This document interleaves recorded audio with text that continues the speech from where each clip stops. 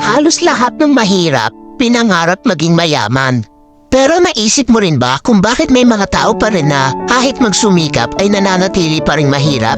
Dahil kailangan talaga ng mahirap sa lipunan. Isipin mo kung lahat ng tao ay mayaman na, sa tingin mo ba may mga construction worker pa na magtitiis sa initan para lang kumita? Kung mayaman na silang lahat, sino pang gagawa ng bahay?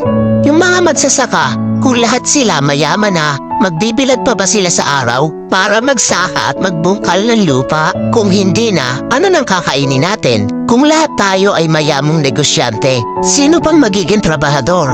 Mas marami mang mahirap sa lipunan, pero sa totoo lang, sila ang higit na kapakipakinabang. Bakit?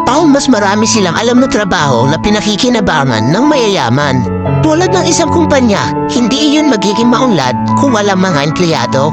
Kahit na gaano kahirap ang trabaho sa isang kumpanya, kahit na masama pang ugali na nagpapatrabaho, di ba natitiis ng taong gipit?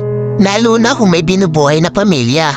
At higit sa lahat, hindi mo makikita ang tunay na mapagbigay at matulungin sa kapwa kung walang mahirap na tinutulungan.